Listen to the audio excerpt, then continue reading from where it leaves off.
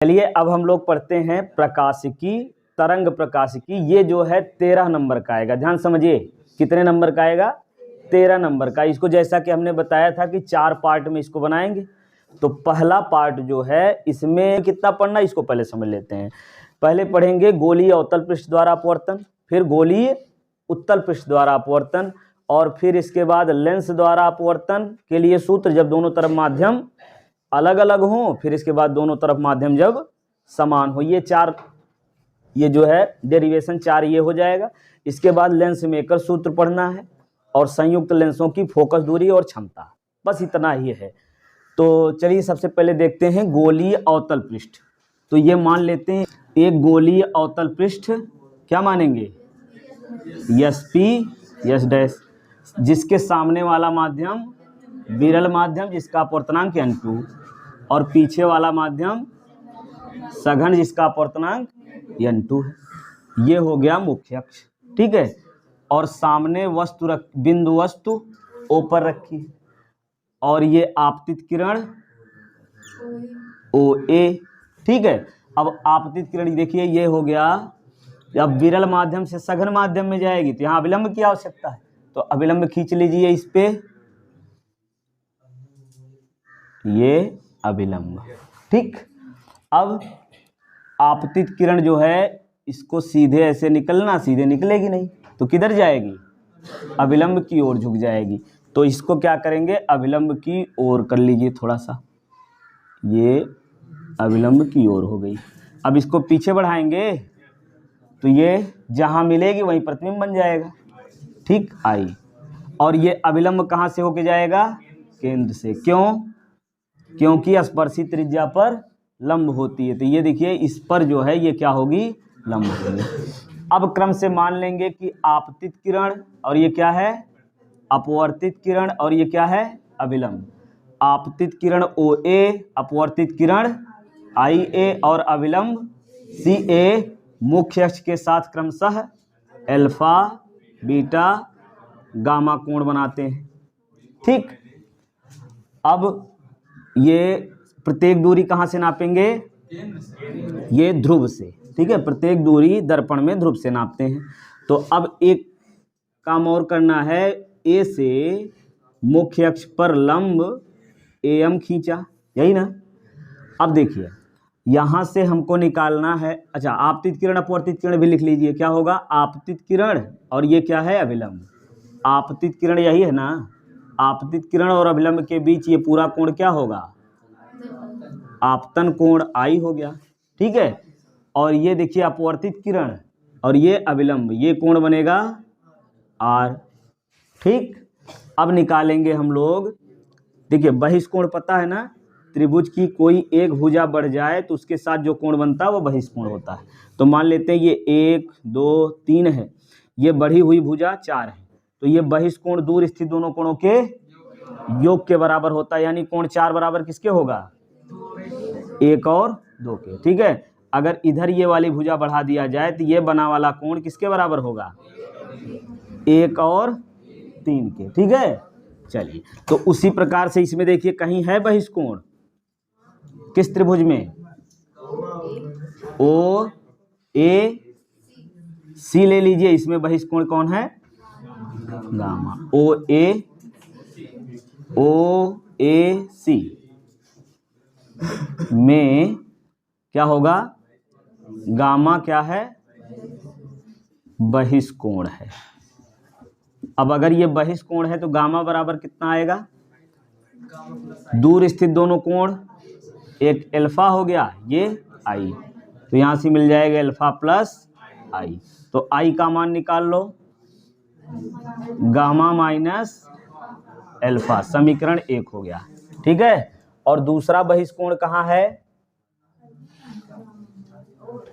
इसी में ले लीजिए IAC, ठीक है। त्रिभुज IAC में, इसमें भी क्या है? देखिए गामा ही बहिष्कोण है ना, में गामा क्या है? बहिष्कोण। अब ये बहिष्कोण का मान कितना होगा? गामा बराबर, अब देखिए इस त्रिभुज का, ये देखिए गामा हो गया, दूर वाले दोनों कोण कौन हो गए? ये बीटा और ये आर, तो ये मिल जाएगा बीटा प्लस आर। तो आर बराबर यहाँ से निकाल लीजिए, कितना होगा, गामा माइनस बीटा, समीकरण 2। ठीक, अब क्या करेंगे, स्नेल का नियम लगाएंगे। स्नेल के नियमानुसार क्या मिलेगा,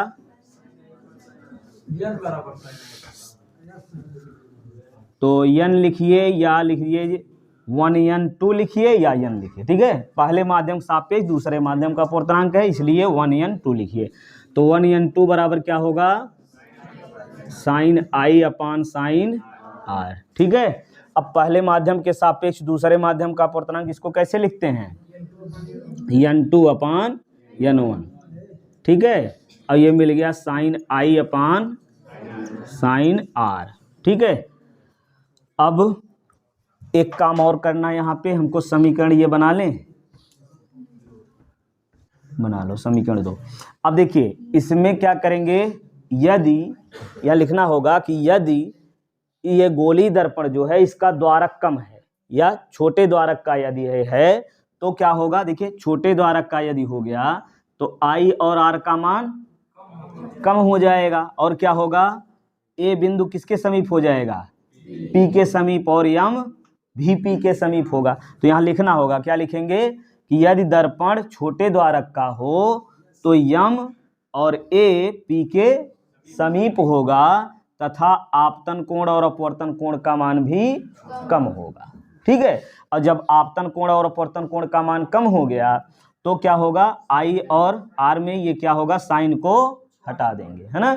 तो साइन और साइन को कब हटाते हैं, जब कोण छोटा हो। जब कोण छोटा हो तो क्या क्या हटाया जाता है, साइन और टैन। ठीक है, तो यहाँ लिख लेंगे ना, क्या लिखेंगे कि यदि दर्पण का द्वारक छोटा हो या छोटे व्यास का हो तो ए और एम पी के समीप होगा, आपतन कोण अपवर्तन कोण का मान भी कम होगा। तो कम होगा इसलिए इतना लिख करके फिर यहाँ लिखेंगे क्या, n2 upon n1 is equal to I upon R. फिर गुणा कर लीजिए, क्रॉस मल्टीप्लाई करिए, कितना मिलेगा, n1 आई n2 आर। अब क्या करेंगे, समीकरण 1 और 2 से यहाँ मान रख लीजिए। तो समीकरण 1 व 2 से, तो समीकरण 1 और 2 से मान रखिए तो क्या मिलेगा, ये n1 हो गया, और आई का मान कितना है, गामा माइनस एल्फा बराबर n2 गामा माइनस बीटा। ये हो गया, गुणा करिए, n1 gamma n1 alpha n2 gamma minus n2 beta. ठीक है, ये समीकरण, ये गामा एक तरफ कर लें, चलिए कर लीजिए। तो n1 gamma minus n2 gamma is equal to, इसको इधर लाइए, n1 alpha minus n2 beta. ये हो गया समीकरण 4। ठीक है, अब क्या करेंगे, एल्फा बीटा और गामा का मान निकालेंगे यहाँ से। ये समीकरण 3 बनाए हैं ना, ये 3 हो गया है। चलिए अब क्या करेंगे, अल्फा बीटा गामा का मान निकालिए। यहाँ से कैसे निकलेगा, लंब बटे आधार। तो ये नीचे ये दूरी निकालनी है, तो यहाँ पहले दूरी सबकी रख लीजिए। ये सी क्या है, केंद्र है, तो केंद्र से ध्रुव की दूरी ये क्या होती है, आर, वक्रता त्रिज्या, है ना। प्रतिबिंब की दूरी कितनी होती है, प्रतिबिंब की दूरी होती है बी। ये प्रतिबिंब है तो ये लिख लीजिए वी, यहाँ से यहाँ तक ये हो गया बी। और वस्तु है, वस्तु की दूरी कितनी होती है, वस्तु की दूरी कितनी होती है, यू।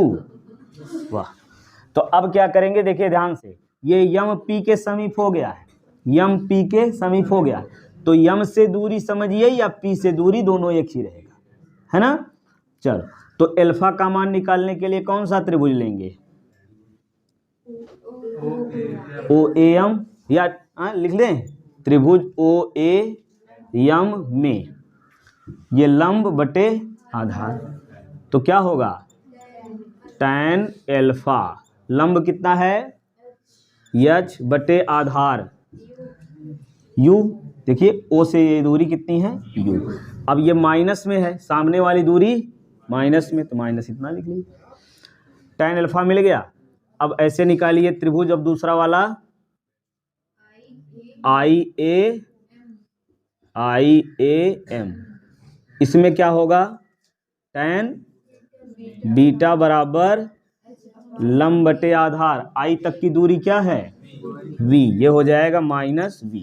ठीक, अब निकाल लीजिए तीसरा त्रिभुज CAM में, इसमें क्या होगा tan गामा बराबर h अपान माइनस r, ये हो गया। अब देखिए अभी बताया कि ये जो है ये कोण भी कम हो जाएगा। देखिए जब ये छोटे द्वारक का होगा, है ना, तो ये लाइन नीचे हो जाएगी और तब अल्फा बीटा गामा का मान भी कम हो जाएगा, वहाँ लिख चुके हम लोग। तो जब कम है तो यहाँ से tan भी हटाइए, तो क्या मिलेगा अल्फा बराबर माइनस u, और ये बीटा h अपान, या माइनस ऊपर ही लगा लीजिए ठीक लगेगा, है ना, कहीं भी रहे, तो v। अब यहाँ से गामा बराबर h अपान r, ये माइनस, ठीक है। अब क्या करेंगे, अल्फा बीटा गामा का मान मिल गया समीकरण 4 में रखने पर, तो यहाँ लिखेंगे अल्फा बीटा गामा का मान समीकरण ये, तो 4 में रखने पर, तो रख लीजिए क्या मिलेगा n1 गामा का मान देखिए h अपान r, अब फिर माइनस n2 गामा का मान फिर वही, तो माइनस में रखेंगे तो ये हो जाएगा प्लस h अपान बराबर n1, और ये अल्फा कितना है h अपान u, फिर माइनस n2 बीटा का मान रखिए माइनस h अपान, ये माइनस है तो ये हो जाएगा प्लस h अपान v। ठीक, अब देखिए h सब में है, कर दें, कॉमन लेके कर दें, हटा दें डायरेक्ट,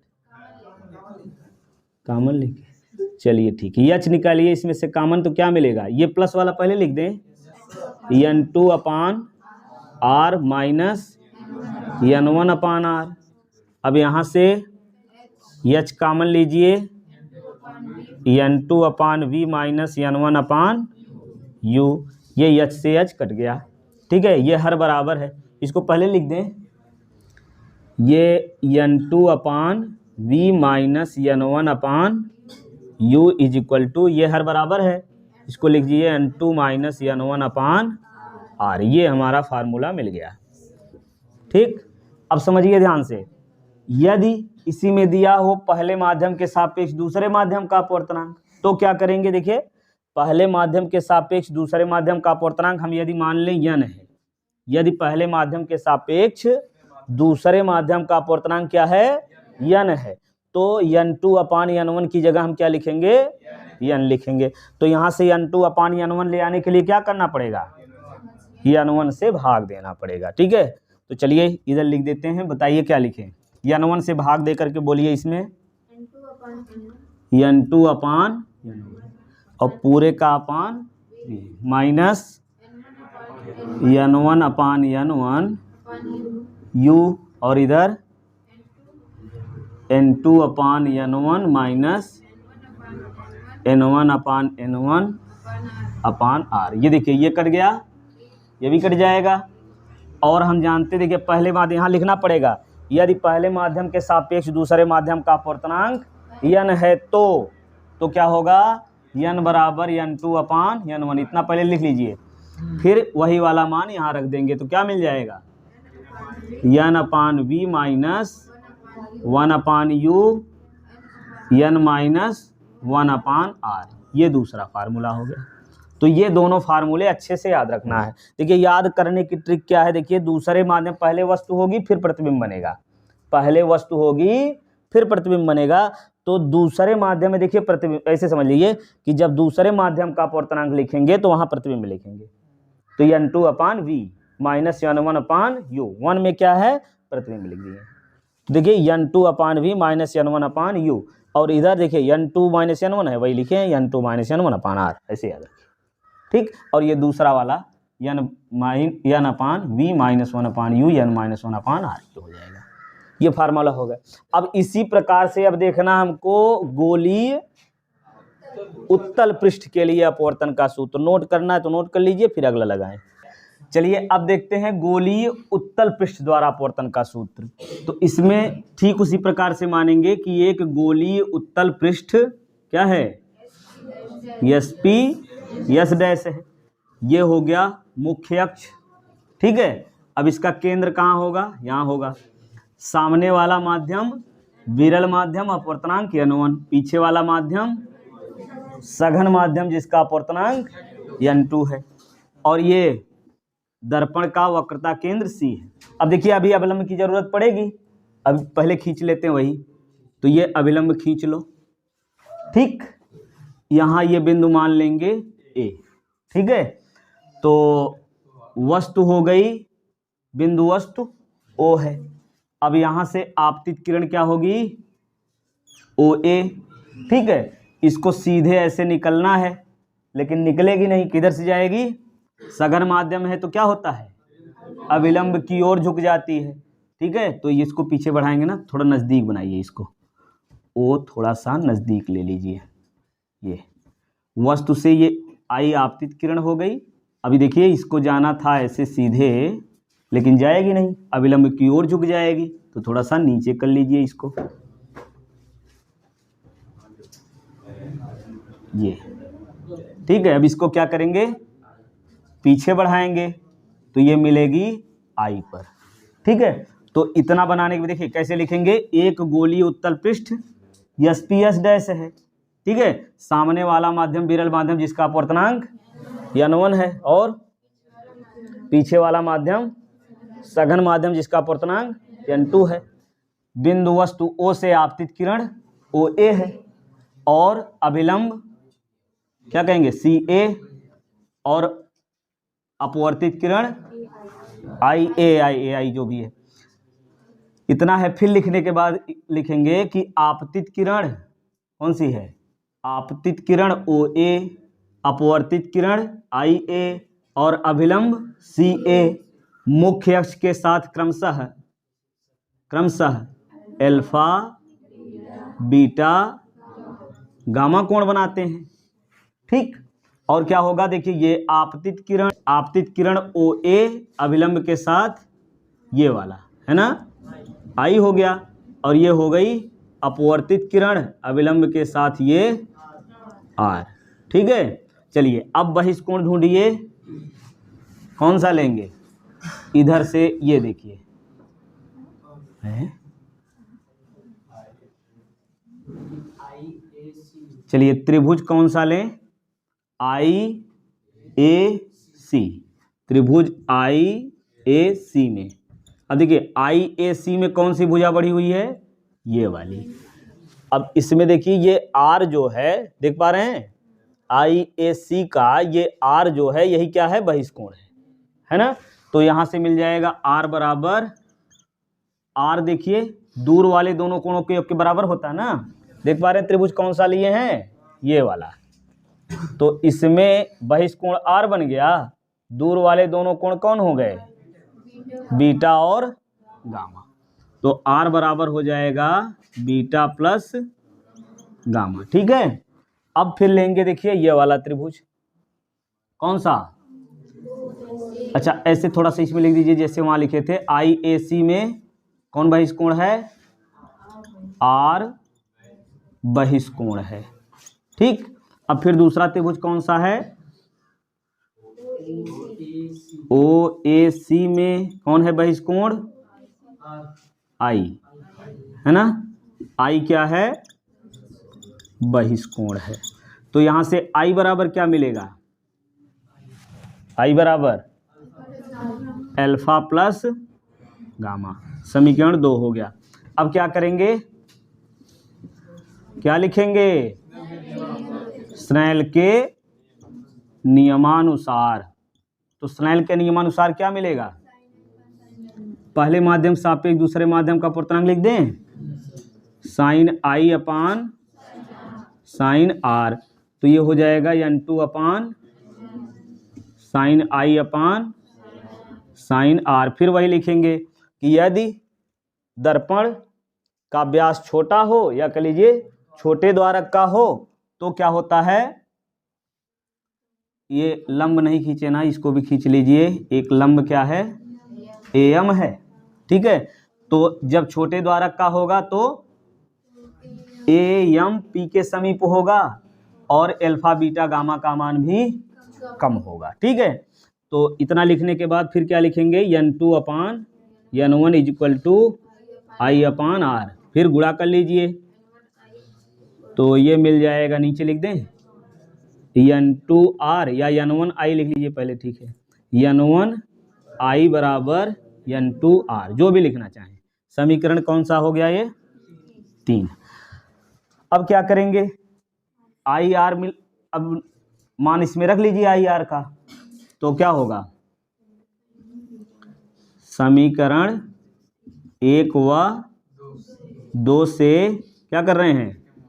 आई व आर का मान रखने पर रखिए n1 कितना होगा? चलो हर्ष बताओ क्या लिखें? n1 आई का मान कितना है? बीटा प्लस गामा, एक ठीक है। आई का मान कितना है? अल्फा प्लस गामा, ठीक, कोई बात नहीं, हो जाता है। अब इधर कितना होगा? n2, फिर r कितना है? बीटा प्लस गामा, है ना। अब यहाँ गुणा करिए, n1 alpha n1 gamma n2 beta n2 gamma, हो गया। अब क्या करेंगे? समीकरण इसको मानिए 4। अब अल्फा बीटा गामा का मान निकालना है, तो ये दूरियां क्रम से लिख लीजिए। ये O वस्तु है तो P से वस्तु की दूरी U, और ये प्रतिबिंब की दूरी V, और ये हो जाएगा R, ठीक है। अब क्या करेंगे? अल्फा बीटा गामा का मान निकालिए। ये ऊंचाई इसकी h मान लीजिए am बराबर, तो चलिए यहीं लिख लेते हैं, यहीं से लगाए। कौन सा त्रिभुज लेंगे? ये थोड़ा डिवाइड कर दे रहे हैं अलग। अब क्या होगा? त्रिभुज कौन सा लें? आई ए एम, या पहले अल्फा बीटा गामा क्रम से निकालिए, है ना। ओ A M, O A M में इसमें क्या लिखेंगे? tan अल्फा, tan अल्फा ये लंब बटे आधार, तो लंब कितना है? h, और आधार u माइनस u, ठीक। तो यहीं ये भी लिख लीजिए अल्फा बराबर माइनस h अपान u, ठीक। अब दूसरा बीटा वाला त्रिभुज कौन सा है? त्रिभुज आई ए, ध्यान से बोलिएगा, हम देख नहीं रहे उसमें, आई ए एम में, ठीक है। कहाँ है आई ए एम? ठीक, क्या होगा? tan बीटा ये लंब बटे आधार, लंब कितना है? h, आधार माइनस v, वाह। अब बीटा कितना हो जाएगा? ठीक है। अब देखिए गामा के लिए कौन सा त्रिभुज लेंगे? त्रिभुज सी ए एम में, इसमें क्या होगा? h अपान r। अब ये हो जाएगा गामा बराबर h अपान r। अब क्या करेंगे? अल्फा बीटा गामा का मान समीकरण 4 में रखने पर, तो रखिए 4 में n1 अल्फा का मान माइनस h अपान u प्लस n1 गामा का मान h अपान, ये प्लस में है, h अपान r। अब फिर इधर n2, फिर बीटा कितना है? माइनस h अपान v, आगे n2 h अपान, ठीक है। अब क्या करेंगे, यच कॉमन लेकर के हटा लीजिए, तो क्या होगा, आर वाला टर्म एक तरफ कर लीजिए पहले, ठीक है। तो कैसे करेंगे, इसको इधर लाइए, तो ये मिल गया N2H अपान वी, देखिए ये माइनस में है ना, इधर आएगा प्लस हो गया, और ये वाला यही है माइनस N1H अपान यू, ठीक है। आर वाला टर्म इधर कर लेना है, तो क्या लिखेंगे N2H अपान आर, N1H अपान आर, ठीक है। H कॉमन लेकर के काट लो, N2 माइनस, अच्छा ये है N2 upon we minus N1 upon U. अब यहाँ से H, तो N2 माइनस, ये देखिए हर बराबर है, N2 माइनस N1 अपान आर, ठीक है। H ये कैंसिल हो गया, देखिए वही फार्मूला फिर मिल गया, N2 upon we minus N1 upon U is equal to N2 minus N1 upon, ये फार्मूला मिल गया। अब ठीक उसी प्रकार से इसमें भी लिख सकते हैं कि यदि पहले माध्यम के सापेक्ष दूसरे माध्यम का अपवर्तनांक n है, तो n बराबर हो जाएगा N2 अपान N1, फिर वही N2 N1 से भाग देंगे, तो क्या मिलेगा, N1 से भाग देने पर n upon we minus 1 upon u n minus 1 upon r, ठीक है, हो गया फार्मूला। चलिए ये नोट करिए। इसके बाद अब देखते हैं लेंस मेकर सूत्र। तो चलिए अब देखते हैं पतले लेंस द्वारा अपवर्तन का सूत्र, या कह लीजिए लेंस मेकर सूत्र। जब दोनों तरफ माध्यम समान हो, तो इसमें क्या लिखेंगे, देखिए एक पतला लेंस मानेंगे, एक पतला लेंस क्या है, यल है, एक पतला लेंस यल है, जिसकी मोटाई मान लेंगे टी है। ये क्रम से लिखते जाइएगा इसे, कैसे, एक पतला लेंस यल है जिसकी मोटाई टी है, और इस लेंस के पदार्थ का अपवर्तनांक n है, और लेंस के पहले पृष्ठ का ध्रुव P1 और वक्रता त्रिज्या, अभी देखिए C1 कर लीजिए, ये R1 लिख दें, और दूसरे पृष्ठ का ध्रुव P2, एक मिनट, ये पहला पृष्ठ इधर आएगा ना, पहले पृष्ठ की त्रिज्या इधर बनेगी, तो केंद्र इधर C1, इधर R1 के लिए, दूसरे पृष्ठ का ये C2 R2। बस समझ में आई क्या लिखना है शुरुआत में, एक पतला लेंस यल है जिसकी मोटाई T है, लेंस के पदार्थ का अपवर्तनांक n है, पहले पृष्ठ का ध्रुव P1 और वक्रता त्रिज्या R1 है, और दूसरे पृष्ठ का ध्रुव P2 वक्रता त्रिज्या R2 है, ठीक है। चलिए अब इतना लिखने के बाद देखिए पहले पृष्ठ के लिए, पहले पृष्ठ से, या कह लीजिए पहले पृष्ठ से बिंदु O पर वस्तु रखी है, तो कहीं भी वस्तु रख दें, नहीं रख दें, बिंदु O पर वस्तु रखी हुई है। अब कितनी दूरी पर वस्तु रखी है, पहले पृष्ठ से वस्तु की दूरी क्या मानते हैं, u, तो u दूरी पर ये बिंदु वस्तु O पर रखी हुई है, बिंदु वस्तु कहेंगे, यहाँ क्या कहेंगे, बिंदु वस्तु, बिंदु वस्तु O पर रखी है। इसका प्रतिबिंब देखिए पहले पृष्ठ के लिए निकालेंगे, तो जब पहले पृष्ठ के लिए निकालेंगे तो हम यहाँ मान के चलेंगे कि दूसरा पृष्ठ यहाँ नहीं है, तो पहले पृष्ठ से देखिए ये प्रकाश किरण आई, तो दूसरा पृष्ठ भी तो है यहाँ ना, हम तो मान लिए हैं कि दूसरा पृष्ठ नहीं है, तो ये जो प्रतिबिंब पहले पृष्ठ से बनेगा इसको हम मानेंगे आभासी प्रतिबिंब। क्या मानेंगे, आभासी। तो पहले पृष्ठ से u दूरी पर बिंदु वस्तु O है जिसका प्रतिबिंब पहले पृष्ठ द्वारा क्या बनता है, ये प्रतिबिंब v मानते हैं हम लोग, तो यहाँ आभासी वाला, तो इसको v डैश मानेंगे, और कहाँ बना है, i डैश पर, कितनी दूरी पर, v डैश दूरी पर ये प्रतिबिंब बन जाता है। इतना लिखने के बाद फिर सूत्र लगाएंगे, है ना, तो सूत्र लगाइए, क्या होता है, कौन सा सूत्र, गोली पृष्ठ के अपवर्तन के सूत्र से क्या मिलेगा, लेंस के पदार्थ का अपवर्तनांक हमने n माना है, तो n अपान क्या होता है, v माइनस 1 अपान एक u, ये देखिए प्रतिबिंब कहाँ बना है, यहाँ पे v डैश दूरी पर, तो क्या होगा v डैश, और वस्तु u तो ठीक है, यहाँ हो जाएगा n माइनस 1 अपान पहले पृष्ठ के लिए R1, ठीक है, ये समीकरण 1 हो गया। फिर यहाँ नीचे से लिखेंगे कि पहले पृष्ठ से बना प्रतिबिंब v डैश दूसरे पृष्ठ के लिए आभासी वस्तु का कार्य करता है और दूसरे पृष्ठ से बना प्रतिबिंब जो है i v दूरी पर बन जाता है, प्रतिबिंब i v दूरी पर बन जाता है। तो फिर पुनः गोली पृष्ठ के अपवर्तन के सूत्र से अब अपवर्तनांक कौन सा होगा, देखिए पहले माध्यम से इस कांच में प्रकाश किरण आ रही थी, अब क्या है कांच से इस माध्यम में आ रही, दोनों तरफ माध्यम समान है ना। तो देखिए यहाँ आया था विरल माध्यम के सापेक्ष सघन माध्यम का अपवर्तनांक n लिखे हैं। अब किरण आ रही है कि कांच से y इस माध्यम विरल माध्यम में, तो कांच के सापेक्ष इस माध्यम का अपवर्तनांक क्या हो जाएगा, यहाँ लिखना पड़ेगा कांच के सापेक्ष माध्यम का अपवर्तनांक क्या होगा 1/n कर लेंगे।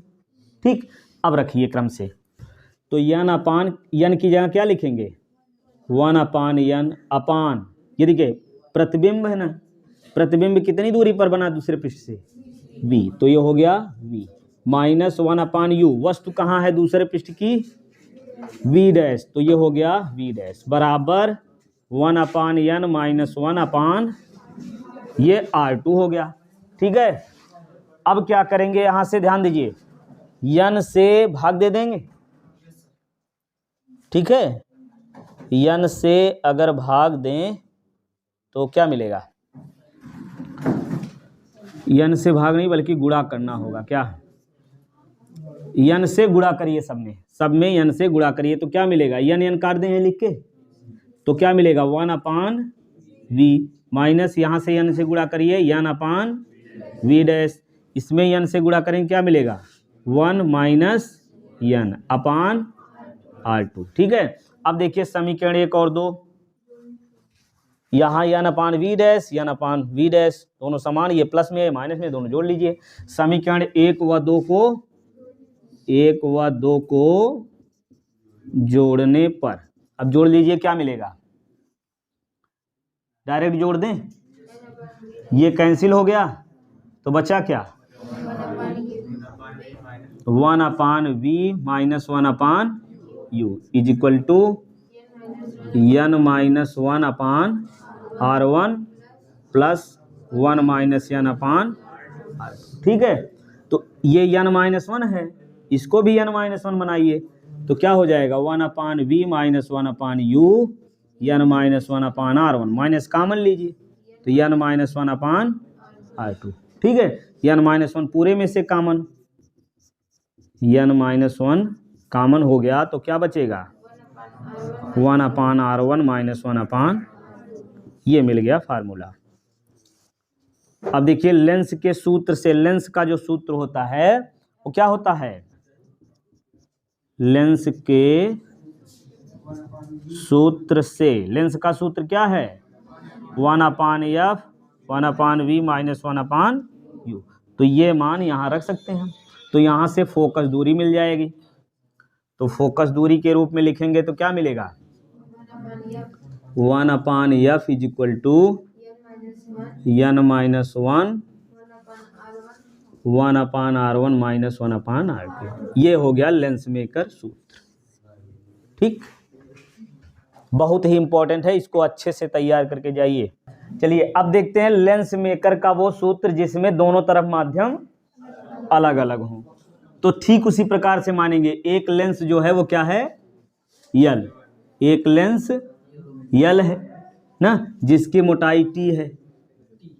लेंस के पदार्थ का अपवर्तनांक, यहाँ हम लोग देखिए दोनों तरफ माध्यम अलग अलग है ना, तो यहाँ देखिए कांच का अपवर्तनांक अलग होगा, पहले वाले माध्यम का अपवर्तनांक अलग होगा, दूसरे माध्यम का अलग होगा।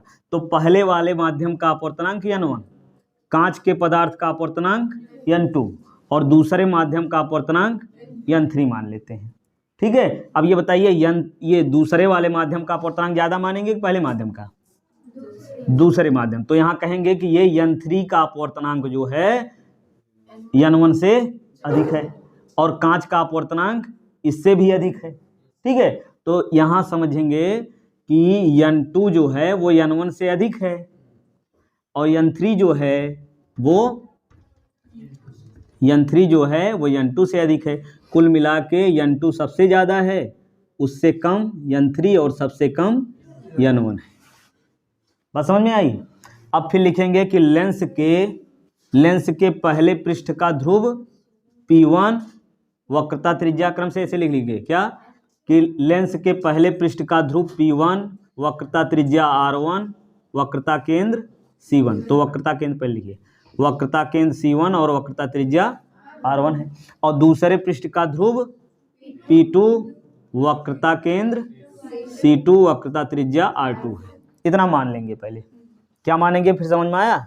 एक लेंस L है जिसकी मोटाई T है, इसके पहले वाले माध्यम का अपवर्तनांक n1 जो कि विरल माध्यम है, दूसरे माध्यम का अपवर्तनांक n3 जो कि सघन माध्यम है।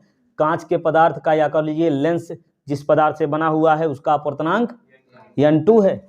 और लेंस के पहले पृष्ठ का ध्रुव P1 वक्रता केंद्र C1 वक्रता त्रिज्या R1 है और दूसरे पृष्ठ का ध्रुव P2 वक्रता केंद्र C2 और वक्रता त्रिज्या R2 है। इतना मानने के बाद फिर फिगर बनाएंगे।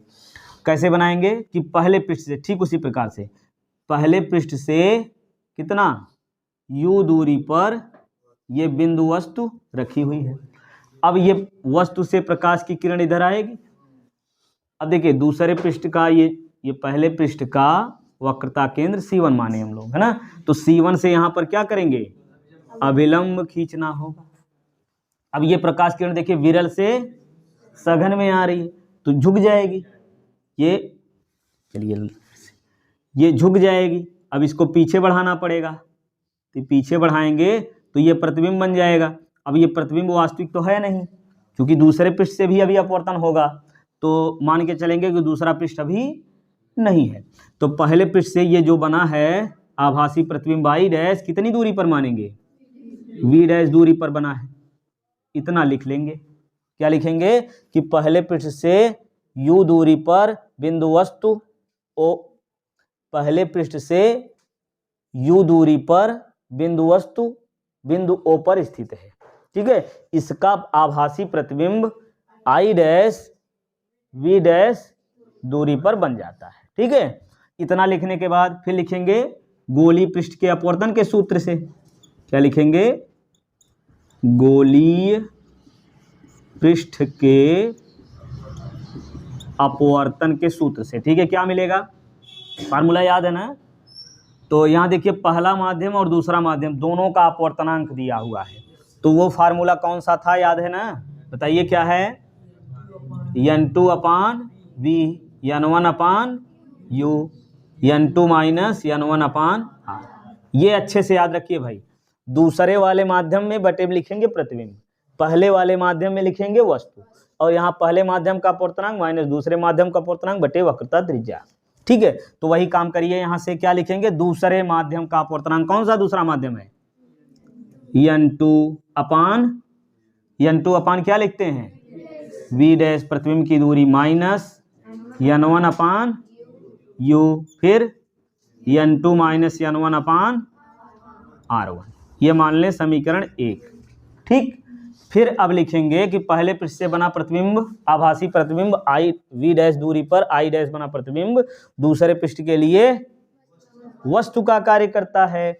अब इसका प्रतिबिंब I कितनी दूरी पर, v दूरी पर बन जाता है। समझ में आई? क्या लिखेंगे कि पहले पृष्ठ से बना प्रतिबिंब I डैश आभासी प्रतिबिंब I डैश दूसरे पृष्ठ के लिए आभासी वस्तु का कार्य करता है, जिसका प्रतिबिंब I v दूरी पर बन जाता है। ठीक है, अब की बार देखिए कहाँ है वस्तु, कौन सी है, v डैश, प्रतिबिंब बना है v पर। ठीक, पहला माध्यम कौन सा है यहाँ, n2, यानी कांच से देखिए n3 में आ रही है, दूसरे माध्यम में है ना, कांच से n3 में आ रही है। तो पहला माध्यम यहाँ कौन सा बनेगा, n3, दूसरा माध्यम, पहला माध्यम n2, दूसरा माध्यम n3। तो यहाँ क्या लिखेंगे दूसरे पृष्ठ के लिए, n3 अपान v मतलब प्रतिबिंब कितनी दूरी बना है v, तो n3 अपान v minus n2 upon v dash बराबर n3 माइनस N2/R2। ये हो गया समीकरण 2। अब क्या करेंगे देखिए, कुछ दिख रहा है सेम, समीकरण 1 और 2 को जोड़ने पर, तो जोड़ दें डायरेक्ट हम।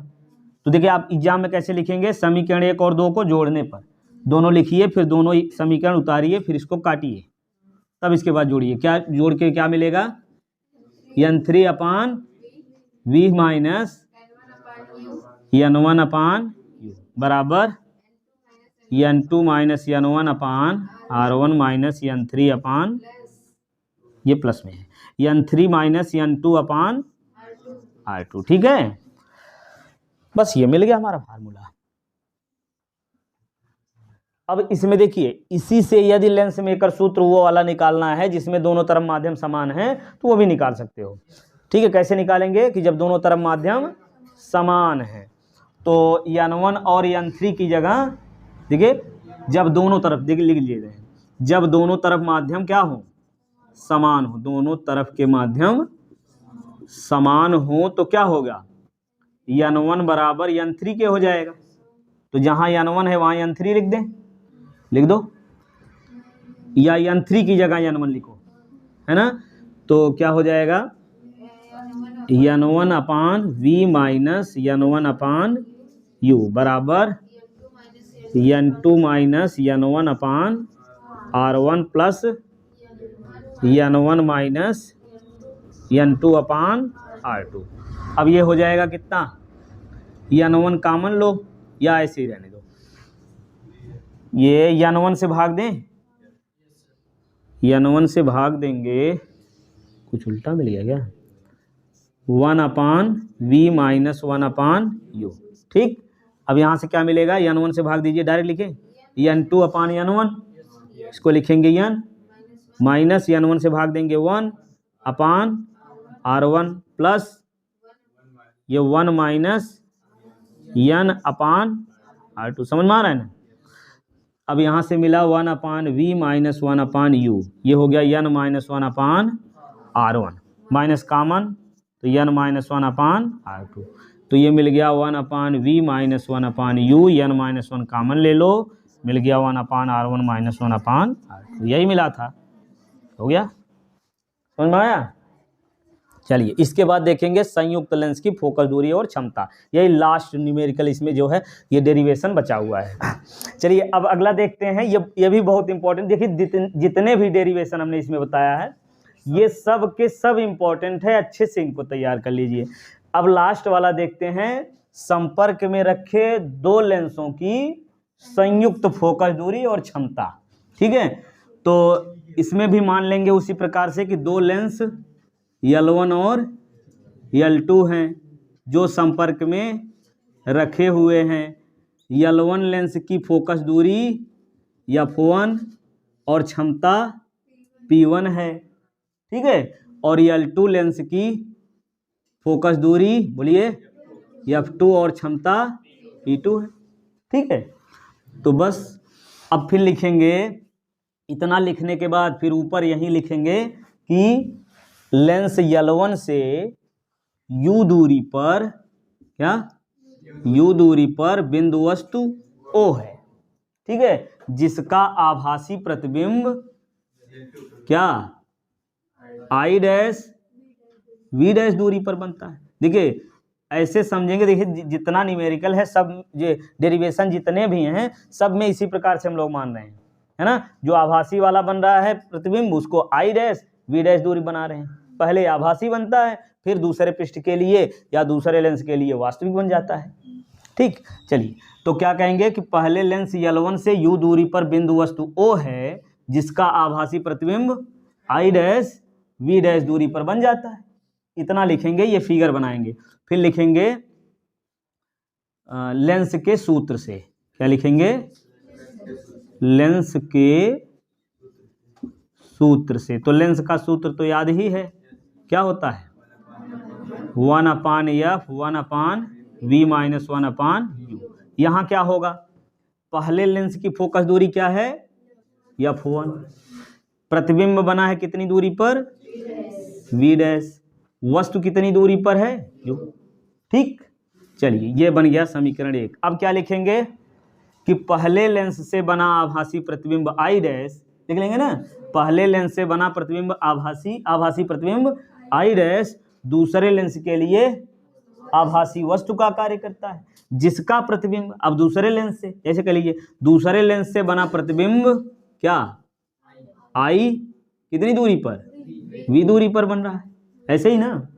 तो अब फिर लिखेंगे पुनः लेंस के सूत्र से, पुनः लेंस के सूत्र से क्या मिल जाएगा, 1/f2 इज इक्वल टू, अब देखिए यहां हम प्रतिबिंब लिखते हैं फिर वस्तु, तो दूसरे लेंस के लिए प्रतिबिंब कौन सा है, v है, और वस्तु कौन है, v डैश, v डैश कर लीजिए, हो गया ना। समीकरण 2, अब समीकरण 1 और 2 को देखने पर कुछ मन कर रहा है करने का, क्या, जोड़ने का मन कर रहा है, तो जोड़ दो। समीकरण 1 व 2 को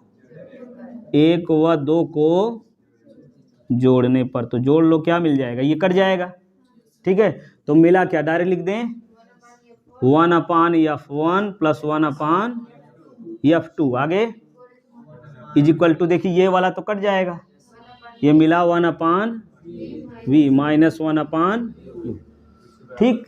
अब यहां से लिखेंगे, देखिए संयुक्त यदि लिखेंगे, यदि संयुक्त लेंस की फोकस दूरी f है तो, यदि संयुक्त लेंस की फोकस दूरी f है तो क्या होगा, इसको समीकरण मान लीजिए कुछ 3, संयुक्त लेंस फोकस दूरी f है तो 1/f बराबर होगा, देखिए वस्तु प्रतिबिंब बना है, दोनों संयुक्त लेंस से प्रतिबिंब बना v दूरी पर, है ना, तो v माइनस वस्तु कहाँ रखी है, u, यही होगा ना। यदि संयुक्त लेंस की फोकस दूरी f है तो ये हो जाएगा।